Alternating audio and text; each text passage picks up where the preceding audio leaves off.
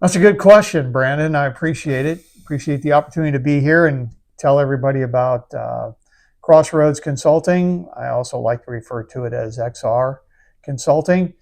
Um, it's interesting from the perspective that both Billy and I have had over 30 years in the PEO, professional employer organization slash HR outsourcing world.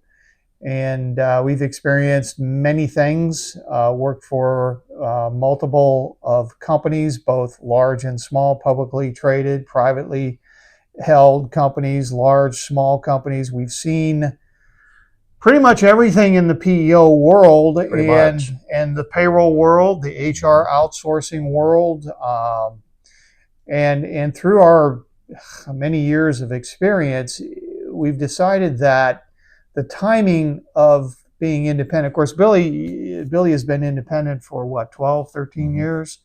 Um, you saw the light way before I did. I'm usually sticking my toe in the water slowly, My right? frustration tolerance was a lot less than yours. So really, what we have seen over the years from experience in the PEO, health insurance, payroll, workers' comp, 401k, all of that stuff, the timing couldn't be better to start Crossroads Consulting as a true independent. Um, I think what we're seeing across the marketplace with things like underwriting, pricing, contract nuances, the advent of different types of HR outsourcing firms. You have pure play HR outsourcing firms that don't do anything with payroll. You have the advent of new payroll Mhm. software platforms, extensive amounts of different types of payroll platforms. We're seeing some incredible things in health insurance, workers' compensation. It all comes down to risk. But the bottom line, I think, Billy, from my perspective, I have come to the realization that my experience, my skills, my knowledge is better suited if I'm sitting on the same side of the table as the prospect, as the client, versus sitting on the other side representing one large organization. Absolutely, 100%. And that's what I meant with my frustration level. We would spend so much time and energy uh, profiling a prospect, trying to develop a relationship in order for them to allow us the opportunity to do an analysis for them. And at the end of the day, we would do all of that. And for some odd reason, whether it be underwriting for workers' comp or for benefits, or they just didn't fit the box that the one company we were representing wanted, we would have to walk away. And a lot of times we developed a lot of good relationships, and now all of a sudden we're now dirt to these people because we had to walk away and couldn't provide them everything that we were building them up.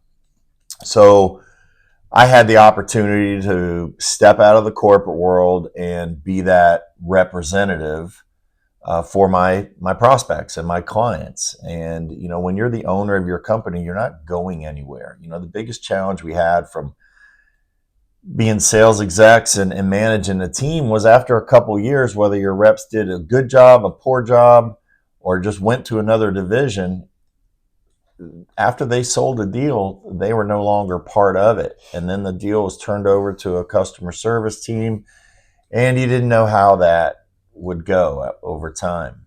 And we just built a model where we have selected our vendors. We have a lot of confidence in our vendors, and we stay beside our clients every day. Now we're not talking to them every day. They're letting their vendor do the day-to-day operations, but we're always in contact with them if they need to change something, if they have questions or whatever, we're there. So getting back to your original question, it freed me up of being frustrated and not having to fit that square peg in a round hole and be able to customize options. Yeah, you just hit on something really important. The word free. Um, since joining with you in XR Consulting, the sense of freedom to do things that are outside the box, to do things in the marketplace where I was restricted before, the capabilities that I now have is truly impressive. The freedom that I have to find the best solution for a company today and have the ability to pivot as their dynamics change. It's just a breath of fresh air, Mm-hmm. and it's such a complex world today that if you don't have the flexibility to find these great solutions, there are some really great companies out there that we represent, but they're still limited on the things that they can do. Even if they have their own insurance division, they're still limited. So, yes, final thoughts. To me, that's what XR Consulting is all about. Yes. And also understanding the personalities of our clients and of our vendors, right? We could have 3 vendors that will all do the same thing, same pricing, same offering, but as I look at my prospect, I'm trying to match their personality up. And we all know we have some personalities out there that are very different and need some specific hand holding or a matched personality to work with. And that's what I like to be able to do, is to understand our clients' needs and determine who's going to be the best fit for them for the long run. The last thing we want to do is to have companies move year to year. And in my 14 years of doing this, I've only had it happen twice where I've had to move somebody. So.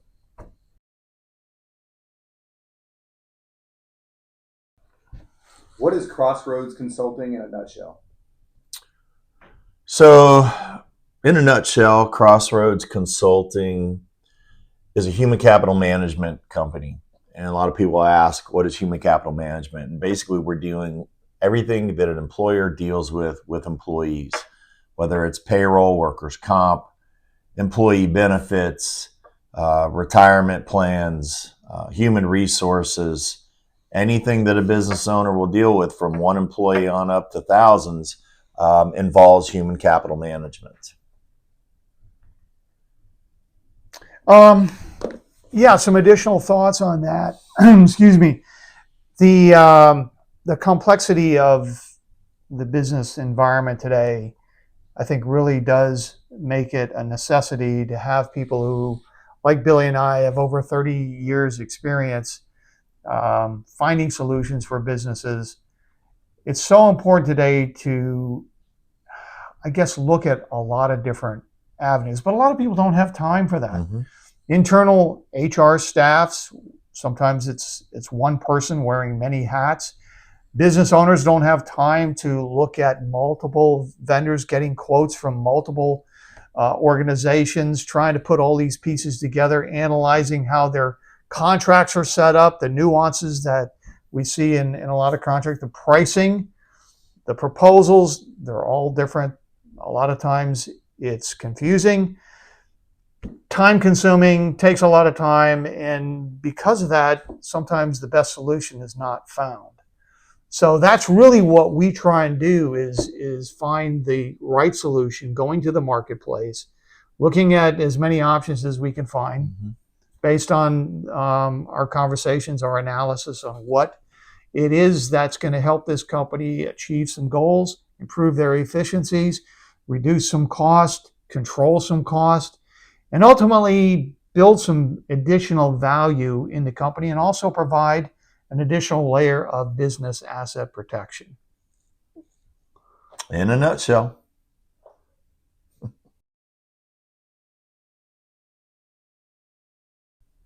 Why CrossRhodes Consulting and why now?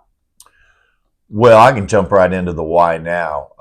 If you just Google some human resource services, payroll options, professional employer organizations, you're going to get a plethora of options. And how are you going to determine which one's the best fit? Which one has good customer service? What are you just going to believe the people that represent those companies? So I think the why now is let us do that work for you. We'll come in, we'll figure out what you need through the analysis.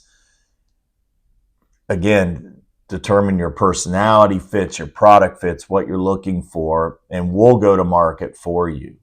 Because it literally takes hours of time to put together the information that each company is looking for. And it's not like a traditional insurance policy where you have one application a universal application that you can send out. Each company that we work with requires their own forms, their certain data. So through our analysis, we're going to gather all of that. We'll farm it out to those companies, put together the proposals, tell you what we like about them, don't like about them, who's going to be a good fit, and let you make the decision. So we're really saving you hours upon hours, which is non-revenue generating activities for our clients to go through this process, right? We don't charge for this process. It's part of our business model is to go to market for our clients and let them determine what's going to be the best fit with our guidance, of course, but we're going to do it without bias. We know the companies that work well with certain industries. We know the vendors that don't work well with certain size companies. So there's a lot of things to look at, and I think that's why now is if you're using the same processes, you're going to get the same results, and you're going to be looking or shopping every couple of years and spending and wasting a lot of time and money. Yeah, look, there's two markets that we like to look at. The public market, which is where most businesses reside, and then there's the private market. Sometimes the private market, which typically is your PEO model, they don't like the risk. Mm-hmm. And if there's anything that has changed significantly in the last 4 years, it's the underwriting process. Back in the day, I mean, I hate to date myself, but 30 years ago, you could go to the job site and on a 2x4 write out a proposal. Oh, your workers' comp is this code here, and this is what you're doing. Okay, well, blah blah blah. This is what we could do for you on a. You literally do a proposal on a 2x4. You can't do that obviously today. There's a lot more elements to it: workers' comp, risk evaluation, height exposure, chemical exposure, travel exposure. Everything comes into play. Oh, your website, you have boom trucks. Oh, but we don't do any work with boom trucks. Well, then why is it on your website? Okay, stuff like that. Underwriting in the health insurance world is dramatically different than it was 4 years ago, 5 years ago. And the reason for that is there's now national databases that track prescription drugs that individuals use. So anybody using a prescription drug is in this national database, and large organizations, they send the census information to the organization, and they get a score back. And if that score is above your parameters or the parameters of that particular PEO, they're going to decline to quote. So we're seeing more decline to quotes in the PEO world as it relates to health insurance than we've ever seen before. So the timing couldn't be better for an organization like XR Consulting. So one other thought, Billy, on the why now XR Consulting is a lot of companies that we deal with, oftentimes they are in a reactive mode instead of a proactive mode. Obviously, it's always better to get ahead of the curve. And if we can spot some things, we can spot some trends. Participation in your group medical is critical. Healthcare reform, the Obamacare, going to the government exchange, has impacted participation. Carriers still, for the most part, require 50% participation of full-time benefits eligible employees. A lot of companies are starting to struggle with participation. So there's avenues that we can go down that can alleviate some of the pressure that participation puts on a small group. But you also need to take a look at why is participation down. Let's get ahead of the curve. For instance, if you have an upcoming health insurance renewal that you're concerned about, let's look at that now instead of that moment when you get your 15, 20, 35% renewal from your current health insurance carrier. Let's get ahead of the curve. Let's see what we can do. Let's see why participation is down. What changes can we make that will improve participation without costing the company an exorbitant amount of money? So being proactive versus reactive is I think it's a critical approach.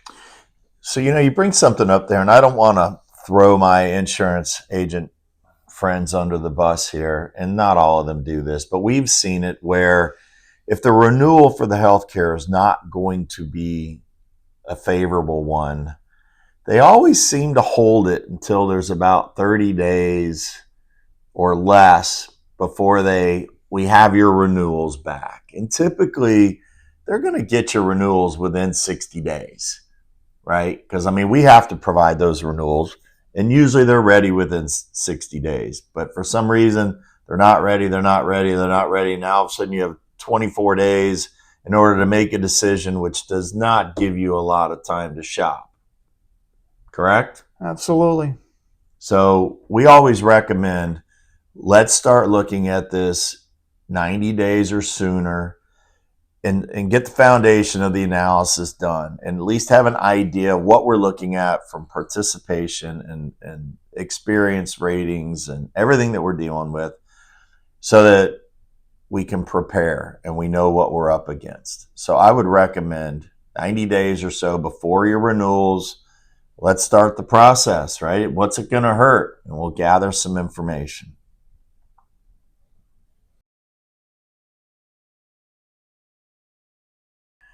Well, that's a good question, because type of company has variable definitions. So how many employees do we work with versus what types of industries? And the thing that we have done to set us up to be able to provide services and options for all types of companies is we've put together a good vendor list. So let's talk about employee size. There's companies that have one employee that just need to run a paycheck monthly, so we have payroll options for that. There are construction type companies that have one employee that in the state of Florida, you have to have workers' comp with that one employee, but it's impossible to get workers' comp on one employee for a contractor trade. So we have vendors set up for that. So, types of companies with small employees all the way up to thousands, we have options for. And then pretty much any kind of industry. There are some industries that the risk is pretty high and the workers' comp may not cover, but from a payroll perspective, you have some options that are international, right?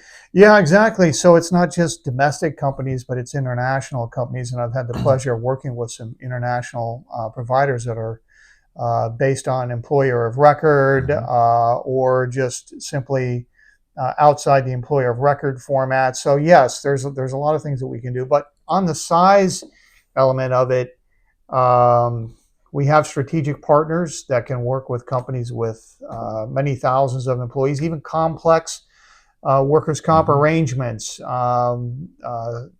specific strategic partners in the area of workers' comp, setting up captive or single parent captive programs or self-funded types of program. We've seen some cases here locally where setting up a captive market can save them thousands and thousands of dollars. So it all depends on the structure, because a lot of times the professional employer organization or PEO, they may not be a fit for the workers' comp. Their workers' comp carrier may not permit them to write a particular risk. So in that case, we could set up some kind of a hybrid PEO arrangement where they carve out the workers' comp, or they may even carve out the health insurance, and provide that transfer of liability that the PEO, or in the old days, the employee leasing is known for, that transfer of liability.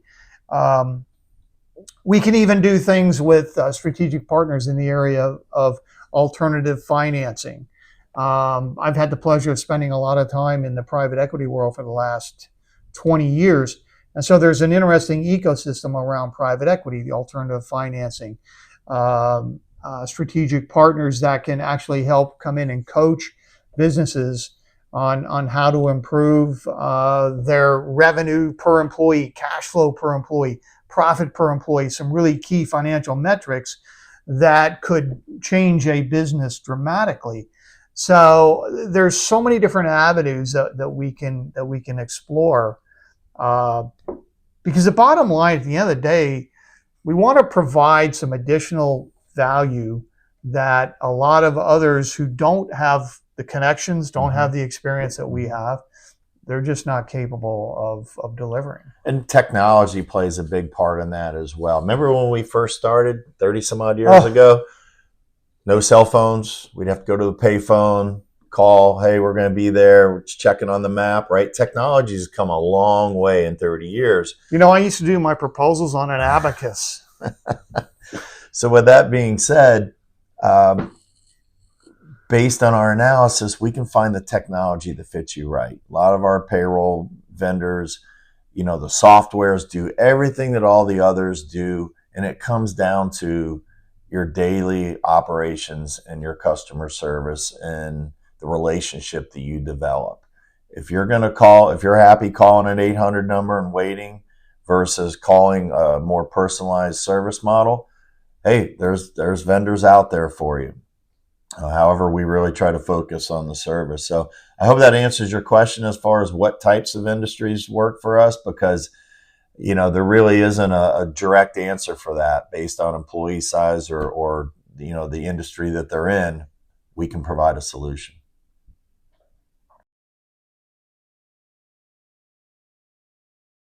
Oh, I got this one. All right. So, all right. I just started, right? Jeff, I graduated college. I didn't know what I wanted to do. Jeff said, well, come work with me. I said, okay. I didn't know what FICA, FUTA, SUTA, work comp, admin. I didn't know any of that stuff. And he brings me out on a call. We were fortunate enough to work together. He brings me out on a call, and it's a company that they plumbing supplies. They had multiple trucks, multiple risks out there, and they were in a really good situation, right? Their experience mod was low. Their benefits were decent. Anyways, we go through this whole proposal, and we're putting together a great package in front of them. We were going to lock in their mod. Back in the day, you would lock it in. I think it was at like a 0.72. We'd lock it in. We gave them great benefits. The package was phenomenal. And again, this is one of my first proposals going out with Jeff. And I thought, this deal's locked, right? And we make the presentation. They're like, yeah, I think we're just going to stay where we are. Our mod's good. Our rates are low. You guys really aren't saving us a lot of money. But thank you, right? Remember that one? I remember it like it was yesterday. So I was like, oh my God, man, what do you got to do to win a deal here, right? So time goes on, and it was about 6 months later, their workers' comp renewed, and it went up to a 1.52, so almost 70 basis points. They call us up. We go in there. We're like, what happened? Well, we had a workers' comp claim that drove our mod up. Well, what kind of claim was it? We were thinking like, a pipe fell on someone, or says, well, we had one of our office people that banged her knee on the filing cabinet and needed to have surgery. But it took some time. She had surgery. But then she was complaining of her other knee because of that knee being bad. So they did that operation. Then she claimed that she needed a jacuzzi bath in order for therapy. And this thing went on and on and on. It turned out to be like a $500,000 claim, right? So their mod went up like 70 basis points. And we were sitting there saying, we would have locked you in down there, So we ended up getting the deal, but it cost them so much more money. And that was like my first 30 days in the industry, and I still talk about that story to this day. Well, to add just a little bit to that story, It's a great story, by the way. One of her colleagues Oh, also saw the jacuzzi. yeah, yeah. Oh, my knee is hurting. Right, right, So you have a knee injury that became contagious, right? right. So I got a quick story. I had a client. This was in a PEO model company that I used to work for. When people talk about, well, employee leasing, PEO, professional employer organization, really, what's the crux of it? Well, there's an interesting thing about the PEO model. It's that transfer of liability, that risk shifting that occurs under the PEO model, and it does move over into the HR side where they share in the same risk under what's called a co-employer relationship. If you're going to get sued for sexual harassment, discrimination, hostile workplace, all of that good stuff, the PEO is going to be a partner because under the co-employed relationship, they're going to be named in that lawsuit. Now, if you want to have some fun, Google how to sue my employer. You'll be shocked at what comes up. Of course, everybody's got access to Google, and it's a fun little exercise, but it can also scare you a little bit if you're a business owner. So anyway, let me tell you this story. So I've got a client. They had 14 employees. They're a tire store. They put on new tires. They take the old tires off. They dispose of. They change tires, new and used and whatever, right? 14 employees. So you have a male and a female employee who conspired to file a sexual harassment case and split the winnings 50-50, right? So the owner's panicking, and he calls me and says, Jeff, I got this problem. He told me about the problem. I said, okay, let me get right back to you. So I called my HR department. They set the ball in motion. They came in, did research. They did interviews. They did the position statement. They did all of that stuff. They interviewed everybody. And the perpetrators, the female side of the team, got a little nervous, got a little scared because of all the processes that were going on. And she spilled the beans. Oh, this is Nick's idea. I'm out. Yes, it's conspiracy. Okay, now what do we do? So they modified the employee handbook because this guy, Nick, only liked to wear shorts to the workplace. And they said, well, we can change that, make a dress code out of it. So they did. And Nick ended up quitting. But the owner liked the female employee and retained her as an employee. But at the end of the day, this guy didn't spend a dime on a lawyer to get him out of this sexual harassment scheme. And it was simply because they aligned with the PEO and the PEO providing all of this HR stuff.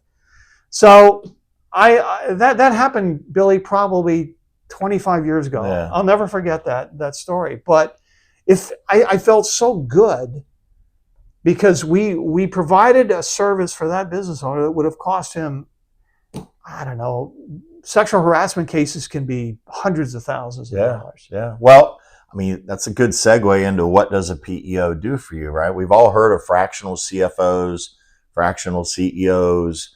I mean, even your CPA and your bookkeeper are fractional. You're paying for the services that they're just doing for you. I mean, that's what a PEO is. It's fractional HR expertise, fractional payroll, benefits, risk and safety management, retirement plan. They have all of these experts on staff, and this 14-person company is only paying a small premium for what they may or may not need. But at the end of the day, this could have been a big expensive case for them. And it was nipped in the bud within a few calls. Yeah, one last thought on this transfer of liability or shared liability. In the private equity world, obviously, they're involved in a lot of transactions. They're buying companies, they're selling companies. And with a PEO in place, there's a thing called extended coverage or tail end coverage. And then there's also representations and warranties. They call it reps and warranties or R&W. in a transaction, when you're selling a business, whether it's to internal employees or family members, or you're going completely outside to a strategic acquirer or even a private equity firm on an acquisition basis, if the PEO is in place, there's no need for extended coverage or tail end coverage.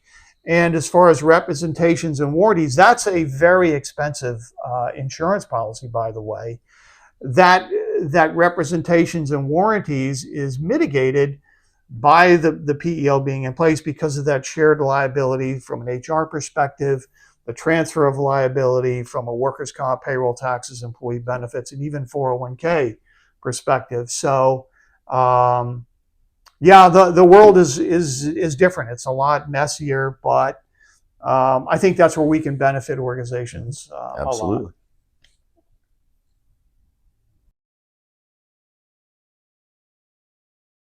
Yeah, a story comes to mind. Happened to us recently. This particular company was a private equity owned company.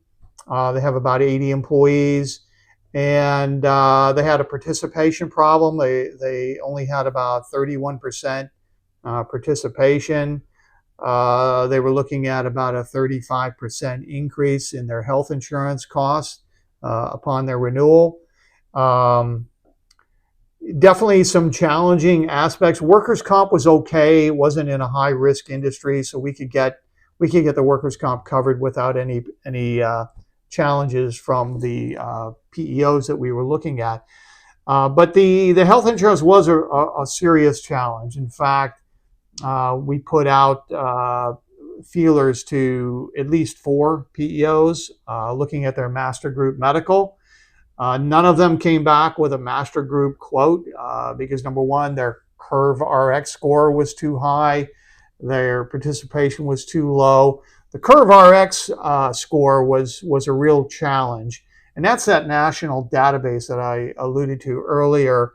That's changed the whole dynamic of the PEO world as it relates to the PEO master group medical. So this was a really challenging deal, and we went to the market.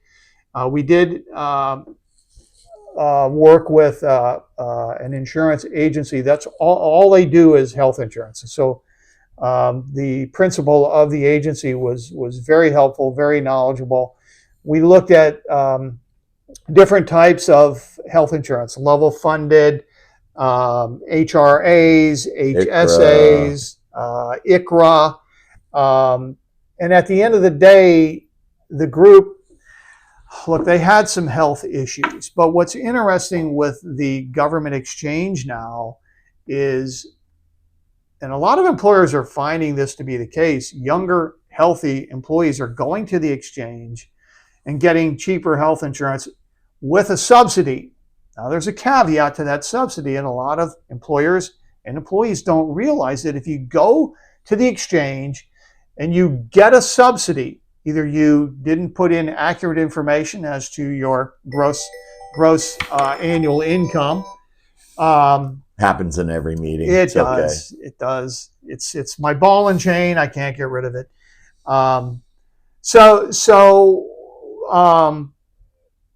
There's a lot of things that are going on in the health insurance world. This government exchange thing, where employees, especially the younger, healthier ones, the ones that you want in your group medical, they're going to the exchange. They're not necessarily providing accurate information regarding their gross annual income.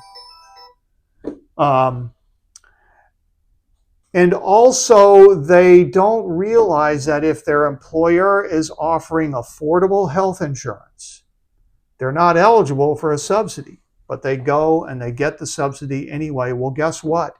The IRS will track you down. It may take a while. They will track you down, and for those employees who go to the exchange, qualify as a subsidy, the IRS will require them to pay that subsidy back if the employer is offering affordable health insurance. And there's a formula that you go to. So these are some of the things that we were dealing with this particular case. And after just a monumental effort over a couple of months of working with this highly skilled insurance agency, In my years, Billy, I don't think I've met anybody that was as good as this group. I would agree. I would agree. But at the end of the day, we told them, listen, the best place for you to go right now is to stay with what you have. We'll look at this down the road, 6 months, a year down the road. Maybe your demographics change. They have turnover. Maybe some employees leave, some come on. But at the end of the day, the private equity firm was so impressed with the work and the information that we provided them that they're asking us to look at some of their other portfolio companies on a proactive basis because they came to us too late. We really had our hands tied on finding an alternative. Yeah, and just going back to the health insurance, a lot of times when you have low participation and you put together some options so that it increases the participation, like we pretty much put a solution in front of them that doubled the participation, and you would think that that would allow you to obtain the better rates that the projections were showing. We got all of this data back from them, and it made it worse. I mean, so there's just times where there's a group that is just unhealthy. You'd love to tell them just fire the whole group and rehire a younger group, but obviously we know you can't do that. But those are the challenges that companies are dealing with healthcare and what's going on out there. Yeah, and the fact that this was one of the options that we're looking at involved a level funded health insurance arrangement, and they require personal health statements. And so what happened is everybody had to fill out a personal health statement. 3 people didn't put down the correct the correct information, or they left some questions blank.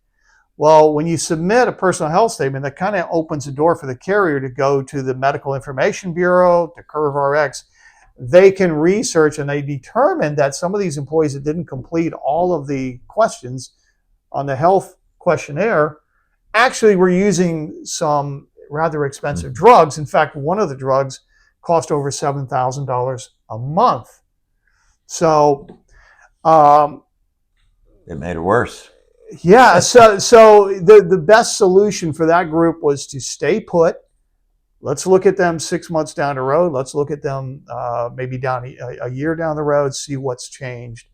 But again, I like the approach that we took. We didn't leave a stone unturned, Right. And the private equity firm appreciated that. And so, in fact, they want us to possibly look at every one of their portfolio clients to determine whether they have a good group or not, in areas that they typically don't look at when they're looking to make an acquisition. So, this did not go their way either, because they were looking for certain services that the PEO was offering.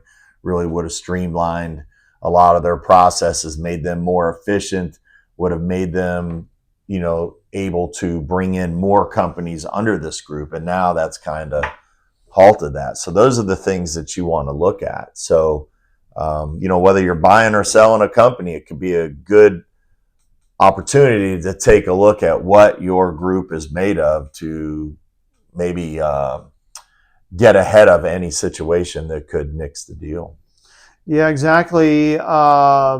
Private equity is real good at uncovering skeletons in the closet. So before you're looking at maybe exiting from your business, you do want to kind of ask the questions of yourself. What skeletons do we have in the closet? What things are starting to percolate? Yeah. So. Good example. I have a gentleman that was referred to us by his bookkeeper, started a stucco company. And, in Florida and many states, the moment you hire one employee in a construction trade, you have to have workers' comp. He could not get workers' comp. Came to us. We put him with a small PEO, provided him workers' comp, the payroll, everything that he needed. Now, this was his first business that he was starting, right? So just imagine that when you just started your business, all you can think about is getting the stucco jobs or manufacturing the widget or everything that's generating revenue, the last thing that you want to be spending time on is trying to focus on your payroll, your insurance, and this and that, all those non-revenue generating tasks, right? So this guy started with 2 people, and within about 45 days, he was up to 38 employees. So it just allowed him to take this job where he was a small subcontractor to just blow it out and just hire as many people as he could. And it's been over a year now since we brought him on. He's still at that 40 employee range. He started a second company doing a different trade. He wanted to keep them separate. He's at about 10 employees with that one. So, the PEO model is just good because it allows you to focus on your revenue generating tasks and let us do the non-revenue generating tasks, the thing that make you no money, the things that keep you up late at night.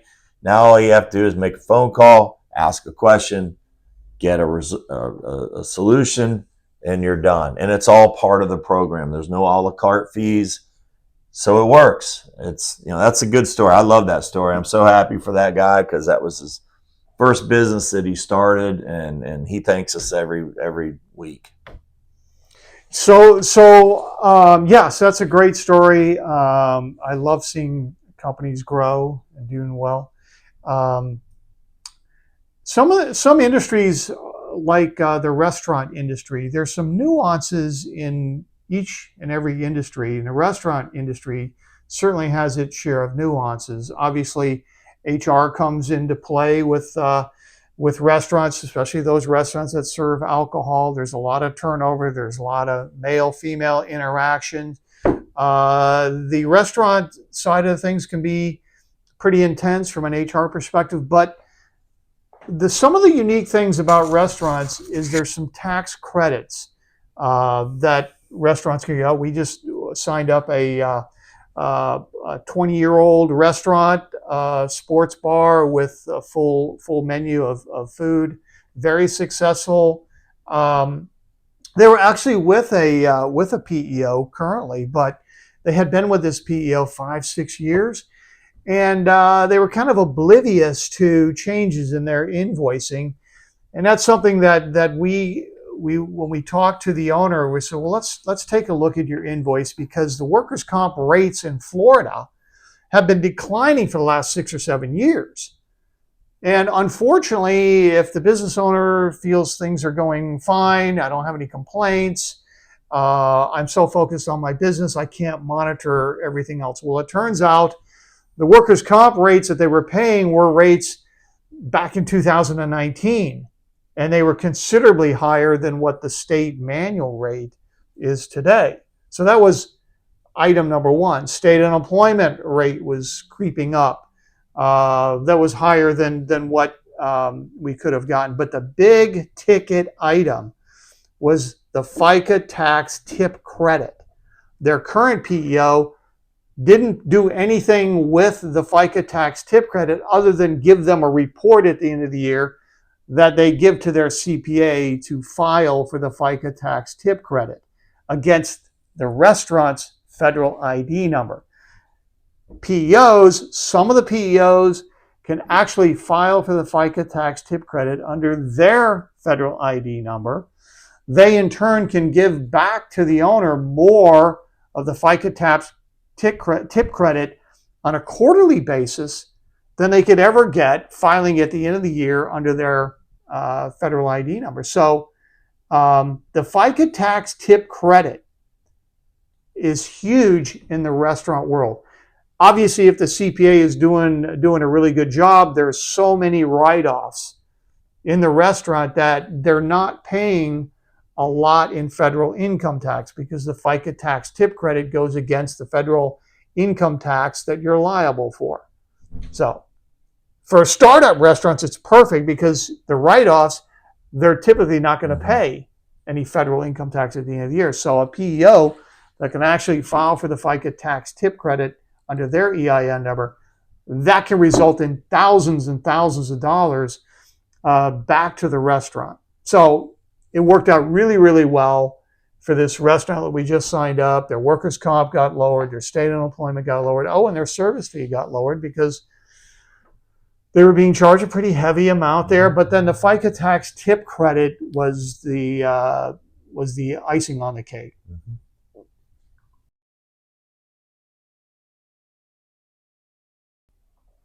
So if you like what you hear during our episodes, you can find us at xroads.com. That's XRHODES. Take a look at the link below, xroads.com, and check out our website. Give us a call, ask us any questions, shoot us an email. We'd love to hear from you.